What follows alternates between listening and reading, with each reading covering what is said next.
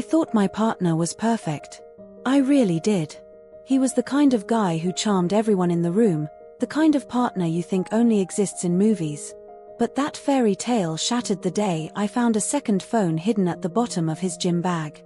Tucked away under old sneakers and sweaty workout clothes, that phone didn't just hold a few secret messages, it held an entire secret life. A life that went against everything I thought I knew, and a truth that would unravel my reality, piece by piece, leaving me questioning my own sanity. It was a discovery that nearly broke me. This is the story of how I found out the truth, and more importantly, how I survived it. To really get the depth of the betrayal, you have to understand how perfect the illusion was. Mark wasn't just my partner, he was my rock. We'd been together for 5 years, and he'd built this world around us that felt completely safe. He was a successful financial consultant, respected by his colleagues and absolutely adored by my family. My parents loved him more than anyone I'd ever dated. He's a keeper, my dad would always say. He's solid. And he seemed to be. This was the man who remembered my exact coffee order, who'd leave little encouraging notes on the mirror when I had a big presentation, who planned surprise weekend trips just because he knew I was stressed. To our friends, we were the it couple, the ones who had it all figured out. We'd host these great dinner parties where Mark would hold court, telling hilarious stories from his work trips and making everyone feel so comfortable. He just had this way of making you feel seen, and I was no exception. I truly felt like the center of his universe. We were always talking about the future. We had a joint savings account for a house and a Pinterest board for a wedding that I was sure was right around the corner. He'd talk about our future kids with such certainty and tenderness. He was everything I had ever wanted: loving, ambitious, responsible, and stable. He was my best friend, the person I told everything to. The irony of that hits me hard now. That was the man everyone saw, including me. He had crafted this image so perfectly that doubting him felt like a betrayal in itself. He gave me a life that was beautiful and secure, and I was so grateful that I chose to ignore the little things that didn't quite add up. I loved the man he pretended to be, and I loved the life we had. But it was all built on a foundation of lies, a carefully staged play where I was the only actor who didn't know my role was a sham. Believing in him was easy. The hardest part was accepting that the man I loved never really existed at all. The perfect picture didn't shatter all at once. It started with a tiny crack, one that was almost too small to see. It happened about a year before I found the phone. Mark was supposedly on a business trip in Chicago for a big conference. I remember being bummed because it was over our anniversary. He was so sorry about it, or so he said. He even sent flowers to my office with a note, counting down the seconds until I'm back with you. Happy anniversary, my love. That Friday night, I was just scrolling through Instagram when a friend of a friend posted a picture. She was at a wine bar in our city, and there in the background, a little blurry but definitely him, was Mark. He was laughing, leaning in close to some woman I'd never seen before. My heart just stopped. It was him. He was even wearing the same blue shirt he'd worn to the airport. I immediately took a screenshot and called him. He picked up, his voice sounding all tired. "Hey, baby. Long day. Just got back to the hotel." I could just hear the fake exhaustion in his voice. My own voice was shaking when I asked, "How's Chicago?" He launched into this incredibly detailed story about the keynote speaker and some terrible deep dish pizza he'd had for lunch. Every word felt like a stone sinking in my stomach. I didn't confront him right away. I just let him talk, my mind racing. How was I seeing things? Maybe it just looked like him. I wanted so badly to believe that. When he got home 2 days later, I showed him the picture, trying to sound casual. "Isn't this weird? This looks so much like you." He glanced at my phone and just laughed. It was a confident, easy laugh that instantly made me feel like an idiot. "Wow, that does look like me. Crazy. You know, I was in meetings all day, then that awful client dinner. I wish I was at a wine bar." He said it with so much conviction, I almost believed him. Then he turned it on me, a tactic I now know is classic gaslighting. "Babe, are you okay? You seem a little stressed. You know you can trust me, right? He framed my totally valid suspicion as my own insecurity. And I felt so ashamed for doubting him that I apologized. I actually apologized for catching him in a lie. For the next year, I just buried that memory, telling myself I was being paranoid and that I shouldn't sabotage a good thing. But that crack, no matter how hard I tried to ignore it, was still there. It was the first sign that the ground I was standing on was really just quicksand. Finding the second phone was the moment that turned that one tiny crack into a spiderweb of fractures across our entire life. I found it by accident. He'd asked me to grab his protein shaker from his gym bag, and when I reached in, my fingers brushed against a phone I didn't recognize. It was a cheap, prepaid phone, the kind people use when they don't want to be traced. My heart started pounding in my ears. I just stood there for a second, staring at it. This wasn't his work phone. His fancy work iPhone was sitting right on the kitchen counter.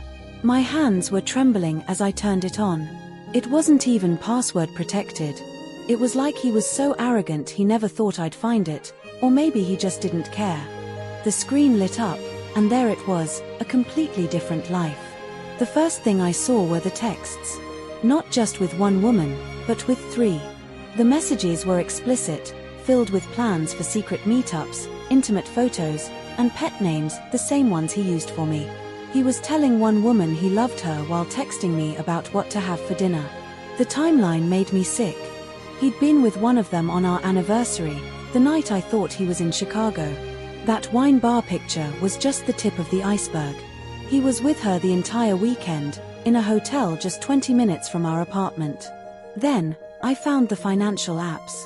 There was a banking app for an account I never knew existed.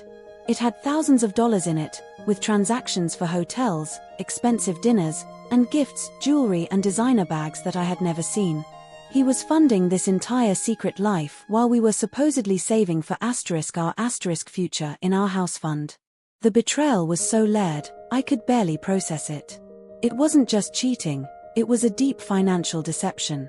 The same man who lectured me about budgeting was secretly funneling money away to fuel his lies. The final blow was the photo gallery. It was full of pictures of him with these other women. On trips he told me were for work. At restaurants he claimed were for client dinners. He had the same warm, genuine smile in those pictures, the same smile he gave me. And in that moment, I realized I wasn't just being lied to, I was living a lie. The reality he had built for me was a complete sham. Every single memory we shared was now tainted. Was he thinking of them when he was with me? Did any of it mean anything? It was a total head trip.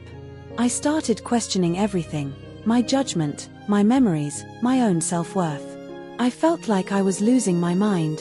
I spent hours on that floor, just scrolling through the proof, with tears silently streaming down my face.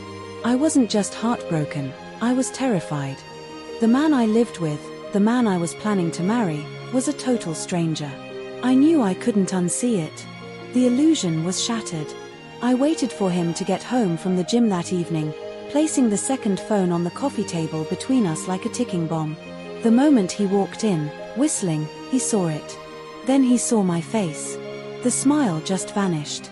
For a split second, I saw pure panic in his eyes. But it was gone as quickly as it appeared, replaced by this mask of calm indignation. "What's this?" he asked, his voice steady, like he just found something of mine that was out of place. "You tell me," I whispered. Of course, he started with denial. It was a friend's phone he was holding. It was a burner phone for work deals. The lies came so easily, so naturally, it was terrifying to watch. Even with the evidence right there, his first instinct was to lie more. So, I picked up the phone. I opened the texts with the woman he'd spent our anniversary with and read one of her messages out loud. "I can't wait to see you tonight. I miss you so much." His face hardened. And that's when the gaslighting went into overdrive. Suddenly, it was my fault. I had pushed him to it. I was too demanding, too insecure, I didn't appreciate him. He twisted everything around to make me feel a dizzying sense of confusion, trying to make me feel guilty for invading his privacy. He actually yelled, "I wouldn't have to do things like this if you just gave me some space." But this time, it didn't work. The proof was right there in my hands. I'd spent hours looking at the truth, and I couldn't unsee it. I just kept repeating, who are they? Who are these women? Finally, something in him just broke. He sank onto the couch and put his head in his hands. But there was no remorse. No apology. He just got angry. Angry that he'd been caught. He started admitting to things, but it wasn't a confession, it was damage control. He admitted to the other women, to the secret account, talking about it all in this detached, matter-of-fact way, like he was discussing a series of business deals gone wrong. There was no emotion, no empathy for the pain he was causing me. He minimized everything. It wasn't serious. It didn't mean anything. You're overreacting. That was the moment I truly saw him. Not the charming man I thought I loved, but a hollow shell of a person, driven only by his own selfish needs. The man I loved was a character he played, and the show was finally over. That confrontation didn't bring me closure. It brought sheer terror. I realized I wasn't safe with him, not emotionally, not mentally. He was a master manipulator, and I had been his audience for 5 years. The love didn't just die, it was murdered right there in our living room. If you have ever felt that gut-wrenching moment of betrayal, that feeling of your world tilting on its axis because of someone else's lies, I see you. It's a uniquely painful and isolating experience. If you feel comfortable, let me know in the comments below if you've been through something similar. We're not alone in this, and sharing our stories is a powerful step. In the moments right after the confrontation, my first instinct was to just fall apart. I wanted to curl up in a ball and disappear. The pain was physical, like a crushing weight on my chest. But then, through the shock and grief, another feeling started to bubble up, a cold, clear instinct to survive. I knew, with absolute certainty, that staying was not an option. Staying would mean choosing to live in his twisted reality, and I knew it would slowly destroy my sanity. My first decision was to get out. That night, while he was in the shower, I packed an overnight bag with my essentials. My hands were still shaking, but my mind was clear. I wasn't running away, I was running towards my own survival. I sent one text to my best friend, I need you. It's Mark. I'm coming over. My second decision was to document everything. I had to ground myself in what was real, especially when dealing with someone who could twist reality so easily. Before I left, I took pictures of every text, every bank statement on that second phone.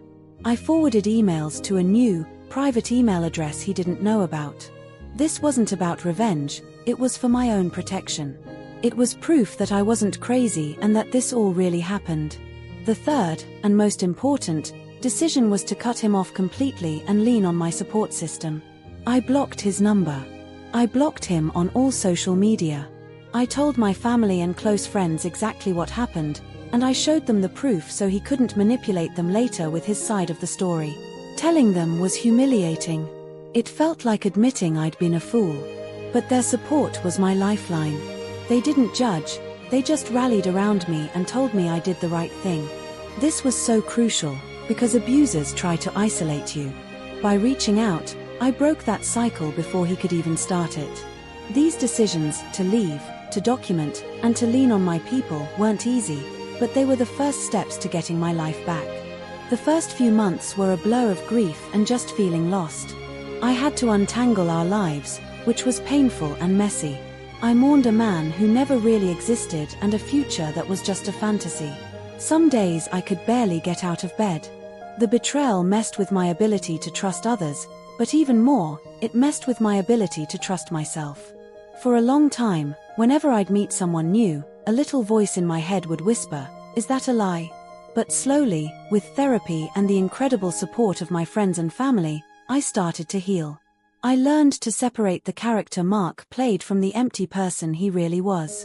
I came to understand that his lies weren't a reflection of my worth, but a sign of his own problems. Healthy people don't build their lives on lies. But the biggest lesson I learned through all of this was to trust my own intuition. I had ignored that little voice inside me for so long, the one that told me something was off when I saw that picture from the wine bar. I will never ignore that voice again. It's the most reliable guide I have. Today, life is different. It's quieter, simpler, and so much more real. I've rebuilt my life on a foundation that I made, one based on honesty and self-respect. I've rediscovered the person I was before him, and I found a strength in myself I never knew I had. The scars are still there, a reminder of what I went through, but they don't define me anymore.